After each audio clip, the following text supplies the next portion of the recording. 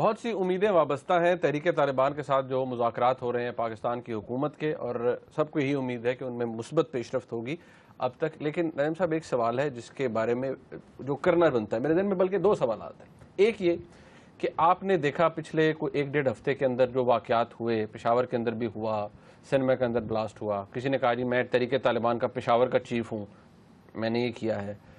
اگر خدا نخواستہ یہ معاملات اور بڑھ جاتے ہیں، اس طرح کے معاملات ہوتے ہیں، بم دھماکے ہوتے ہیں، خودکش حملے اسی دوران ہو جاتے ہیں، یا دوسرا سوال یہ کہ اگر کوئی ڈرون اٹیک ہو جاتا ہے، کوئی اہم ٹارگٹ مل جاتا ہے کسی امریکنز کو، اس صورت میں کیا اثر پڑے گا یہ جو اب جس سٹیج پر یہ ڈائلاگ چلا گیا ہے؟ دیکھیے یہ بہت اہم سوال ہے، کیونکہ میری چڑیا کے مطابق دونوں چیزیں ہونے والی ہیں یا ہو سکتی ہیں، یہ پرابیبل ہے. پہلی بات تو یہ کہ طالبان ہم تسلیم کرتے ہیں کہ یہ ٹی ٹی پی ایک لیڈرشپ نہیں ہے، ایک لیڈر نہیں ہے، یہ 50-60 گروپس ہیں، کوئی چھوٹا کوئی بڑا، اور کچھ گروپس کی ریپرزنٹیشن بھی نہیں ہے، بس 10-12 لوگوں کے گروپس ہیں، وہ آٹونومس ہے، انڈیپینڈنٹ ہے، جو مرضی کر لے، وہ بھی طالبان کہلاتے ہیں اپنے آپ کو. کوئی بینک راب کر رہا ہے، کوئی کڈنیپنگ کر رہا ہے، کوئی یہ جو پشاور والی بات کسی نے کہا جی ہم نے کر دی ہے، وہ کہتے ہیں یہ ہمارے ہے ہی نہیں، وہ کہتے ہیں ہم ہیں، اینڈ سو آن. یہ چلتا رہے گا. یہ نہیں، اگر چاہیں بھی نا تو یہ ٹی ٹی پی کی لیڈرشپ مولانا فضل اللہ ان کو کنٹرول نہیں کر سکتے. یعنی کہ آپ کہتے ہیں سیز فائر والا، سیز فائر جو ہے یہ کہنا کہ جی سیز فائر اناؤنس کریں، اس کے بعد کوئی آپ کی طرف سے کسی قسم کی اٹیک کسی کے اوپر نہ ہو، یہ ممکن نہیں ہے. یہ اس کو انفورس کرنا ٹی ٹی پی کے لیے بھی امپاسبل ہے. پہلی بات تو یہ، اس لیے ہمیں یہ انسسٹ کرنا اس چیز کے اوپر یہ مناسب نہیں ہے، ان ریئلسٹک ہے. اور یہ کہنا کہ ارے دیکھیں جی یہ ہو گیا وہ ہو گیا، اب تو ہم آگے نہیں بڑھ سکتے، آپ نے معاہدہ توڑ دیا، یہ ڈیمانڈ ہماری طرف سے وی شوڈ وڈرا. ہمیں ایکسیپٹ کرنا چاہیے کہ چھوٹے موٹے انسیڈنٹس ہوتے رہیں گے، بڑا بھی ہو سکتا ہے، اور یہ سارے ان کے کنٹرول میں نہیں ہیں. اگر وہ چاہیں بھی تو نہیں کنٹرول کر سکتے. وہ اور بات ہے اگر آپ کے پاس ایویڈنس ہے کہ وہ جان کے کر رہے ہیں، وہ اور بات ہے. مگر اگر کوئی گروپ کر دیتا ہے اور وہ اس کو ڈسون کر دیتے ہیں اور یہ ایک تسلسل نہیں ایسی کوئی چیز چلتی، وہ اکا دکا ہو جاتا ہے، تو میرا خیال ہے اس کو ٹاکس کو ہماری طرف سے ڈیریل نہیں ہونے چاہیے. اب آپ آئیں دوسری طرف سے، یہی فلسفہ دوسرے کو بھی اپلائی کرنا چاہیے. جیسے کہ کچھ لوگ آپ کے کنٹرول میں نہیں ہیں، کچھ یہ ڈرونز والا معاملہ ہمارے کنٹرول میں نہیں ہے، سیدھی سی بات. تو اس لیے اگر ڈرون سٹرائک بھی ہو جاتی ہے تو اس کا یہ مطلب نہیں ہے کہ آپ کہیں جی ڈرونز نہیں آپ روک سکے اس لیے ہم کال آف کرتے ہیں. یہ بھی غلط ہے. دونوں کو ایکسپیکٹ کرنا چاہیے. ان کو ایکسپیکٹ کرنا چاہیے کہ ڈرون ضرور چلیں گے، ہاں رک کے چلیں گے، ہر دوسرے تیسرے دن نہیں ہوگا، جیسے اب رک گئے ایسے ہی ہے نا. مگر اگر انہوں نے امریکنوں نے کہا اگر ہائی ویلیو ٹارگٹ ملا تو ٹھا. اچھا یہ جو آج بھی بلکہ آ رہا تھا نا کہ جہاں وہ مذاکراتی کمیٹی مذاکرات کر رہی تھی تو کچھ دیر پہلے پتہ لگا کہ جی وہاں ڈرونز اب ڈرونز اڑ رہے ہیں، وہ سارے ڈیٹا گیدر کر رہے ہیں، ٹھیک ہے نا. تو وہ تو کرتے رہیں گے، اس کو آپ روک نہیں سکتے. مطلب آپ کہتے ہیں یہ ڈائلاگ یہ بھی ٹریک ہو رہا ہے؟ یہ ڈائلاگ ٹریک ہو رہا ہے، ضرور ہو رہا ہوگا، ضرور ہو رہا ہوگا. اگر آپ کے ٹیلی فون اور میرے ٹیلی فون ٹیپ ہو رہے ہیں تو مطلب ہے کہ آئی ایس آئی اور آئی بی کے علاوہ بھی کچھ لوگ کر رہے ہیں تو وہ انڈین اوشن میں بیٹھ کے کر رہے ہوں گے، ٹھیک ہے. تو اس لیے یہ تو ٹریکنگ ہو رہی ہے سب جگہ پہ. اور اب تو وہ امریکہ میں بھی اپنے لوگوں کی بھی ٹریکنگ کر رہے ہیں، اور یورپ کی یورپینس کی بھی ٹریکنگ کر رہے ہیں. وہ ایک ہی ادارے ہیں جو کہ یہ سارا کچھ کر رہے ہیں، ڈیٹا سارا کچھ مائن کر رہے ہیں. تو عرض یہ ہے کہ یہ ڈرونز والا جو معاملہ ہے طالبان کو اس کو بھول جانا چاہیے. ڈرون ہوتے ہیں نہیں ہوتے، یہ تھوڑے ایک ہو گیا دو ہو گئے، یہ چلتا رہے گا معاملہ. اس کی وجہ سے ان کو ٹاکس کو آف نہیں کرنا چاہیے. ہمیں ٹاکس کو آف نہیں کرنا چاہیے. ادھر ایک بم پھٹ گیا ایک ادھر پھٹ گیا، نہیں پھٹنا چاہیے. تو دونوں کو یہ احساس ہونا چاہیے کہ کچھ چیزیں ایک دوسرے کے کنٹرول میں نہیں ہیں، اس لیے ہم ٹاکس کو ہم نے بڑھانا ہے اگر سنسیریٹی ہے دونوں سائڈز کی. اوکے. اور میں یہ کہہ رہا ہوں کہ ہوں گے ڈرونز جو ہیں وہ اگر انہیں کوئی ہائی ویلیو ٹارگٹ مل گیا تو وہ ضرور کریں گے. ٹھیک. اچھا تھوڑا سا آگے چلتے ہیں، ذرا یہاں بات ہو جائے تحریک انصاف کی. تحریک انصاف کی، یار تحریک انصاف آپ نے مجھے گالی پڑے گی. اب کچھ نہ کچھ کہیں گے، میں جو بھی کہوں گا مجھے گالی پڑے گی. جسٹ از ویل آپ کو خوشی ہوتی ہے؟ نہیں میں مطلب کیا. اچھا آپ کو نہیں پڑتی کہ پڑتی ہے؟ نہیں میں باقاعدہ پڑھتا ہے. ٹھیک ہے، باقاعدہ پڑھتی ہے اور بڑی نسلی گالیاں. ٹھیک ہے آپ ذرا پہلے فرنٹ پہ آیا کریں. نہیں چلو پھر آج آپ ذرا. ہاں نہیں بالکل. دیکھیے بات میں ڈیفینڈ کروں گا. ٹھیک ہاں بالکل. ٹی ٹی پی کو نہیں پی ٹی آئی ہو گیا یار ان کو نامینیٹ کر دیا میں وہی ذہن سے نکالنے کی کوشش کر رہا ہوں. خان صاحب نے پھر وہ کہنا ہے زیادتی ہو رہی ہے بڑی. اچھا یہ سب سے پہلے میں بتا دوں صاحب کہ پاکستان تحریک انصاف کو جو الیکشن سے پہلے جنرل الیکشن سے پہلے ان کے مختلف سپورٹرز نے کارکنان نے پوری دنیا سے امریکہ سے کینیڈا سے یورپ سے جو فنڈز دیے ڈونیشنز دی پارٹی کو فار الیکشنز وہ تقریباً کوئی کہا جاتا ہے کہ $3 ملین کے قریب تھے. اور جن صاحب نے یہ کوارڈینیٹ کرائے ان میں سے ایک صاحب ہیں محبوب اسلم صاحب جو کہ ایک اب انہوں نے ایک سیل بنایا ہے جسے transparency and accountability sale force وہ کہتے ہیں پی ٹی آئی کے اندر کہتے ہیں کہ میں پی ٹی آئی ہیں اور وہ یہ کہتے ہیں کہ جی یہ ہم نے $3 ملین کے قریب عمران خان صاحب کے بڑے ڈائی ہارڈ وہ فالوور ہیں اور وہ کہتے ہیں میں عمران خان صاحب کے ساتھ شروع سے ہوں.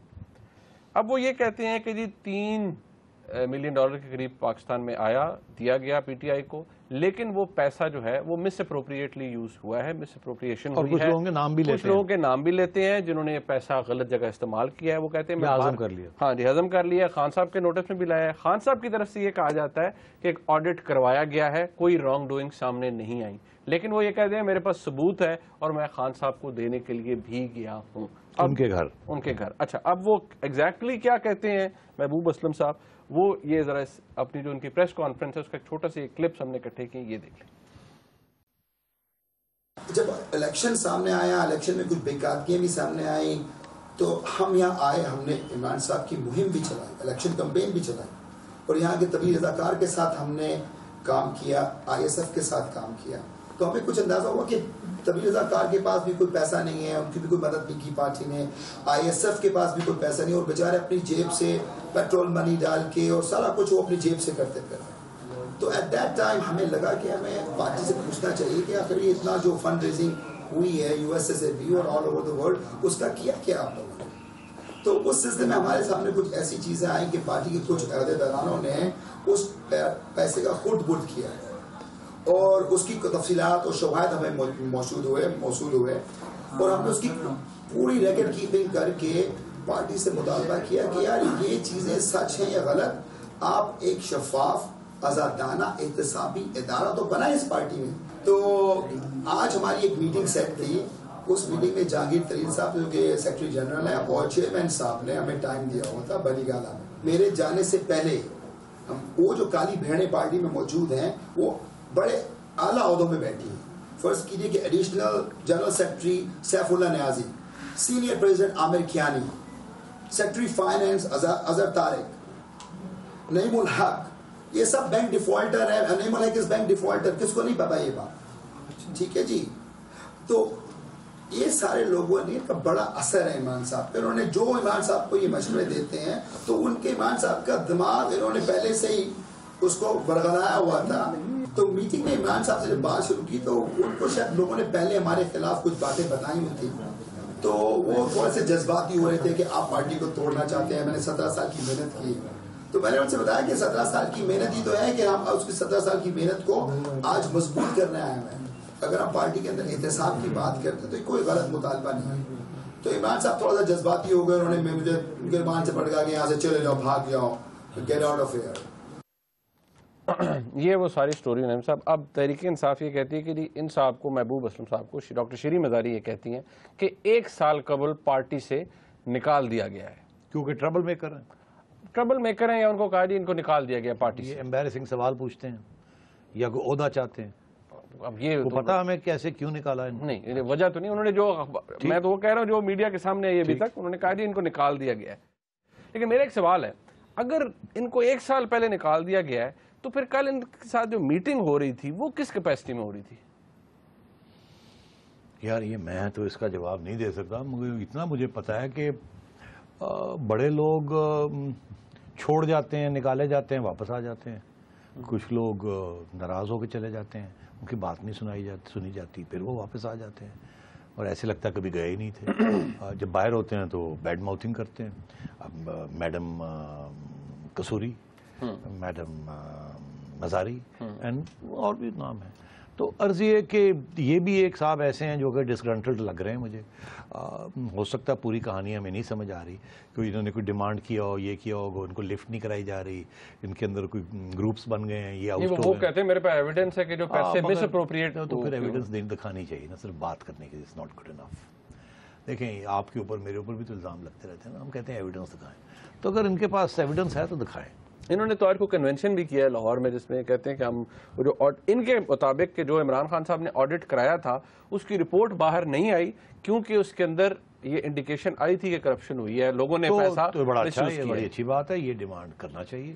اور میرا خیال ہے یہ جو کہہ رہی ہیں شیریں بی بی کہ جی وہ ہم نے ویب سائٹ پہ لگائی ہے, یہ حقیقت ہے یا نہیں؟ کیونکہ اگر وہ کہتے ہیں کہ جی باہر آنی چاہیے اور وہ کہتے ہیں ویب سائٹ پہ ہے, تو ظاہر ہے وہ ایک صفحے پہ تو نہیں ہے, کچھ اور بات ہو رہی ہے, ویب سائٹ پہ کچھ اور ہے اور یہ کچھ اور مانگ رہے ہیں. مطلب آپ یہ کہتے ہیں کہ یہ ان کو ایویڈنس کے ساتھ بات کرنی چاہیے, ان کو ایویڈنس کے ساتھ بات کرنی چاہیے. اور اگر یہ کہتے ہیں کہ ایسی رپورٹ ہے تو یا تو پی ٹی آئی کا ایسی کوئی رپورٹ نہیں ہے, یا اگر ہے تو اس کو ریلیز کرے پبلک میں. اوکے اچھا. میں دوسری بات یہ کہ یہ کہہ رہے ہیں کہ جی مجھے میرا نہیں خیال. دیکھیں ہمارے ہاں یہ ایگزیجریشن بڑی ہوتی ہے. وہ ضرور یہ ہو سکتا ہے کہ غصے میں خان صاحب نے ان کو دھکا شکا دے دیا ہو, یہیں سے کرتے ہیں نا, یار چھڑ نا یار, گیٹ آؤٹ, اس قسم کی بات کی ہو. ہمارے کلچر میں تو خیر یہ بھی ایکسیپٹیبل نہیں ہے. یورپین کلچر میں تو دھکے شکے لگتے رہتے ہیں. یہاں اگر دھکا لگ جائے تو وہ بہت بڑی چیز سمجھی جاتی ہے. تو شاید یہاں سے ایسے ویسے پکڑ کے یہ تو نہیں ہوا ہوگا. آئی کانٹ امیجن کہ یہ ایسی کوئی چیز ہوئی ہے, مجھے پتہ نہیں ہے, مگر میں امیجن نہیں کر سکتا. میں یہ سمجھتا ہوں ضرور یہ ہوا ہوگا کہ وہ جذبات میں آ کے وہ کچھ کہہ رہے ہوں گے, یہ کچھ کہہ رہے ہوں گے, لوگ بیچ میں آگے ہوں گے, جی یہ یہ محبوب اسلم صاحب ابیوسو ہو گئے تھے. ہاں وہ دیکھیں نا, تو یہ ہو جاتا ہے جذبات میں. تو وہ دھکا وکا اگر خان صاحب کی طرف سے بھی لگ گیا ہو, یہاں ایسے کر دیا ہو, تو میں یہ سمجھتا ہوں کہ ان کا جو اگر آپ ان کی ایگزیجریشنز ختم کر دیں تو اصلی بات پر پہنچنا چاہیے کہ اصلی جھگڑا کیا ہے. اور اگر کوئی رپورٹ کی بات ہو رہی ہے تو وہ واضح طور پہ باہر نکلنی چاہیے, اور پھر دیکھ لیں کیا بات ہے. اور میں ایک بات کہتا چلوں, اس میں کوئی شک نہیں ہے, یہ پہلی دفعہ نہیں ہے. لنڈن میں بھی ان کی ایک میڈم تھی جو کہ ریزائن کر گئی تھی, ان کے بھی اسی قسم کے الزام تھے اباؤٹ فنڈز, کہ ہم نے فنڈز ریز کیے, ہم نے یہ کیا, ہم نے وہ کیا, پھر ہمیں اہمیت نہیں ملی. پھر انہوں نے ڈیمانڈ کرنا شروع کر دیا کہ وہ فنڈز کہاں گئے. کوئی کہنے کا میں نے اکٹھے کیے تھے, کوئی کہتے میں نے اکٹھے کیے تھے. یہ پارٹیز میں اندر جہاں ایسی چیزیں ہیں یہ ہوتا رہتا ہے, اور یہ کوئی نئی بات نہیں ہے. اس کے اندر اپنے ایمبیشنز بھی ہوتے ہیں. مگر اگر عمران خان صاحب کی پارٹی میں جب یہ ہوتا ہے نا تو پھر تھوڑی سی مایوسی ہوتی ہے, کیونکہ ہم امید بہت زیادہ کرتے ہیں ان سے کہ یہ پارٹی فرق ہے, یہ پارٹی کلین پارٹی ہے, یہ پارٹی اکاؤنٹیبل پارٹی ہے, یہ پارٹی ٹرانسپیرنٹ پارٹی, کیونکہ ہم توقع کرتے ہیں ان سے بہت بڑی بڑی چیزوں کی لوگوں کی توقعات ہیں. اسی لیے مایوسی زیادہ ہوتی ہے جب ان کی پارٹی کے اندر ایسے ہو. مسلم لیگ کے بارے میں کوئی کہہ دے فنڈ سنڈ قبول ہو گئے, پیپل ہو گئے, ہوتا ہی رہتا ہے. ٹھیک ہے کہ نہیں؟ تو اس لیے ان کے بارے میں جب یہ ہوتا ہے تو لوگ کہتے ہیں یہ کی ہو گیا, because you know so they have to be careful. Okay اچھا, بریک کا وقت ہے. جب بریک سے واپس آئیں گے, متحدہ قومی موومنٹ کی آج جو جناب الطاف حسین نے پریس کانفرنس کی ہے اس کے حوالے سے بات کریں گے, کیونکہ جو تھرڈ سٹیج ہے آپریشن کی چل رہی, اس میں اس کے بارے میں بات پہلے بھی ہوئی تھی, اس کے بارے میں مزید بات کریں گے. بریک کے بعد ہمارے ساتھ رہیے.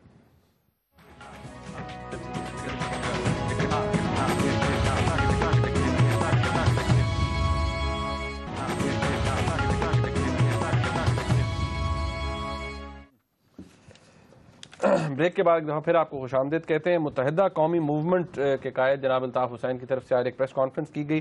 فہد عزیز جو کہ ایک کارکن ہیں متحدہ قومی موومنٹ کے, کل رات کو ان کے شادی کے دن, بلکہ جب ان کی وہ بارات واپس لے کر جا رہے تھے تب ان کو گرفتار کیا گیا, ان کو تشدد کا نشانہ بنایا گیا. آج ان کو شخصی ضمانت پر رہا تو کر دیا گیا, لیکن جناب الطاف حسین یہ کہتے ہیں کہ اب وہ مجبور ہیں. وہ یہ بھی کہتے ہیں کہ وہ جمہوریت میں ایسا نہیں کہنا چاہیے, لیکن وہ کہتے ہیں مجبور ہوں کہ D G I S I اور آرمی چیف اس میں مداخلت کریں, کیونکہ کراچی کی جو پولیس ہے وہ بہت زیادہ مہاجروں کو ٹارگٹ کر رہی ہے. کل رات کو بھی انہوں نے مطالبہ کیا تھا کہ کراچی کی جو پولیس کے جو چیف ہیں ان کو تبدیل کر دیا جائے, جبکہ کراچی پولیس چیف کے بارے کی طرف سے یہ بیان سامنے آیا ہے کہ جی جو فہد عزیز صاحب ہیں ان کے خلاف جو ایویڈنس ہے وہ موجود ہے, ان کو گرفتار کیا گیا, ان کی جو معاملہ ہے اس کے انٹروگیشن کے دوران مس ہینڈلنگ ہوئی جس پہ لوگوں کو معطل کیا گیا ہے, لیکن ان کے خلاف ایویڈنس جو ہے وہ موجود ہے.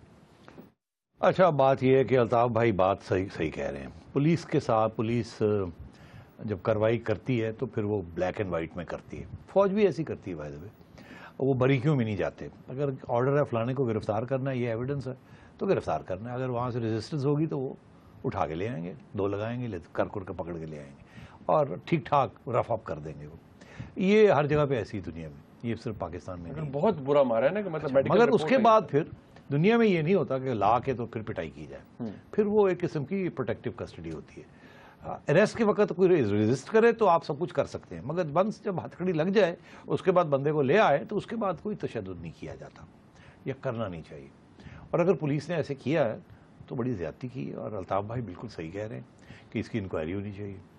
پولیس کی طرف سے جو جواب آیا کہ جی ایویڈنس ہے ہمارے پاس اور جنہوں نے یہ زیادتی کی ہے ان کو ہم نے معطل کر دیا, ناٹ گڈ انف. یہ ہم ہمیشہ پولیس سے سنتے آئے ہیں کہ معطل کر دیا. اب میں آپ کو بتاؤں مسئلہ کیا ہے, اس سے زیادہ کر بھی نہیں سکتے. پہلی بات یہ ہے کہ پولیس کے اپنے پروسیجرز ہیں کہ معطل کرنے کے لیے بھی, معطل تو کھا کر کے ہو جاتا ہے نا, مگر اس کے بعد جو سزا کی بات ہوتی ہے وہ پھر پوری ایک پروسیس ہے اس کا پولیس کا. معطل تو یہ ہوتا ہے نا کہ آپ کو سسپینڈ کیا فرام ڈیوٹی, ایک قسم کا آپ کو OSD بنا دیا. مگر ایکچولی اس کے خلاف جو ایویڈنس ہے وہ اکٹھی کرنا, پھر اپیلز, پھر یہ سارا کوئی بڑا مشکل کام ہوتا ہے. اور یہ پھر all the way it goes from one branch of police to under branch and higher up and کمیٹیاں, بڑا. تو یہ راتوں رات تو ان کو سزا نہیں دی جا سکتی. یہی ہوتا ہے کہ ایک انکوائری ہوتی ہے اسے. اچھا, اب یہ ہمارے ہاں جو انکوائریز ہوتی ہیں وہ 9 انکوائریز جو ہوتی ہیں, پولیس اپنے لوگوں کو پروٹیکٹ کرتی ہے. اس کا وجہ کیا, انہیں یہ پتا ہے کہ اگر ہم نے اپنے لوگوں کو اس قسم کی جب وہ زیادتیاں کرتے ہیں تو اس سے روک دیا تو پھر وہ موٹیویشن ہی نہیں رہے گی. وہ سارے بندے گھبرا جائیں گے, لو جی کسی نے اٹھ چکیا, انہیں ٹھڈا مارتا تو 10:30 انکوائری شروع ہو جائے گی. تو پولیس کی جو سارا ڈسپلن ہے, جو موٹیویشن ہے to go and do the job, وہ فارغ ہو جاتی ہے. اس لیے دنیا میں بھی unless it's a very high profile case تو پولیس اپنے افسروں کو, اپنے جوانوں کو پروٹیکٹ کرتی ہے. ان کے افسر کبھی بھی فوری طور پہ وہ معطل کر دیتے ہیں, مگر اس کے بعد کوائٹلی ان کو کہیں لگا لو دے کے پھر معاملہ چلتا ہے. یہ فوج میں بھی ایسے ہی ہوتا ہے, پولیس میں. فوج میں تھوڑی فرق ہے, وہاں پھر کورٹ مارشل پروسیڈنگز ہے, وہاں ڈسپلن بہت سخت ہوتا ہے. پولیس میں ایسا نہیں ہوتا, بیکاز پولیس کو کام بھی کچھ ایسے کرنے پڑتے ہیں جہاں ڈسپلن شپلن کی. تو میں یہ سمجھتا ہوں کہ جتنا ہو سکا وہ کر دیا, اور میں سمجھتا ہوں اچھا کیا الطاف بھائی نے اس کو ریز کیا. یہ کہنا کہ آرمی اور ISI اس کی ضرورت نہیں تھی. اگر آرمی اور ISI ان کی پوزیشن میں ہوتی تو وہ بھی یہی کرتی. معطل سے زیادہ وہ کیا کر سکتے تھے. باقی اس کو ایشو کو نہ بنانا بالکل ٹھیک کیا الطاف بھائی نے. آخری ایک آدھا منٹ ہے, آدھا منٹ. جنرل مشرف پیش نہیں ہوئے تھے اور کورٹ نے کہا 18 کو پیش ہو. آپ کو یاد ہوگا پچھلی دفعہ ہم نے جب یہ بات کی تھی تو میں نے کہا تھا کہ اگر یہ نہ پیش ہوئے تو پھر اریسٹ وارنٹس ہو جائیں گے اور ایک کلیش کا امکان بن سکتا ہے اگر پولیس وہاں پہنچ جاتی ہے ان کو لینے کے لیے. اور پھر ہمیں کسی ریڈر نے ٹھا کر کے کہا, انہوں نے کہا شرطہ لا لو وہ نیچے جانا, ساڈے منڈے نے نہیں جانا, ایکچولی ساڈے بلے نے نہیں جانا. اس کا مطلب ہے گڑبڑ ہو رہی. تو اب وہ نہیں گئے. پرویز رشید صاحب کی طرف سے بیان یہ ہے کہ عدالتوں کا مسئلہ ہے. وہ کہتے ہیں کہ پاکستان کی حکومت انٹرفیئر نہیں کرے گی عدالت. ویری گڈ, تو عدالتیں فیصلہ کر لیں. تو بیسکلی یہ اب عدالتیں اور فوج کے درمیان ہے یہ ایشو. گورنمنٹ سے کنارے پہ کھڑی ہو گئی. Very good, hands of. تو اب یہ ہے کہ میرا یہ خیال ہے کہ فوج جو ہے وہ نہیں ان کو, اپنے بلے کو عدالت کے آگے نہیں لے جانا چاہتی, اور عدالت کو یہ فیصلہ کرنا ہوگا کہ فوج کے جو ان کے جو وکیل ہیں مشرف صاحب کے, وہ کہتے ہیں یہ انڈر آرمی ایکٹ آنا چاہیے اس کو. یہ ایشو یہی بنے گا کہ اگر یہ آرمی ایکٹ کے اندر آ جاتا ہے, جورسڈکشن نہیں ہے CRPC کے انڈر نہیں تو پھر وہ تو یہ اب یہ کانسٹیٹیوشن اور دوسرے ایشوز کھڑے ہو جائیں گے. میرا خیال ہے بیسٹ یہ ہوتا کہ اگر آرمی جا کے جنرل مشرف کو اریسٹ کر لیتی نا, پہلے ان کو ری ہائر کرتی ایٹ آرمیز لینتھ, پھر اس کو آرمی ایکٹ 1952 کے تحت گرفتار کر لیتی اور پھر کہتی کہ تو آپ کی جو ان کا کورٹ مارشل کا, ہم ان کا کورٹ مارشل کریں گے اور پھر اللہ خیر صلی اللہ. یہ بھی ایک ٹھیک ہے. ایک ناظرین, یہ پروگرام آپ نے دیکھا, اس کا فیڈ بیک ہمیں ضرور دیجیے گا. دیکھنے کا بہت شکریہ. خدا حافظ.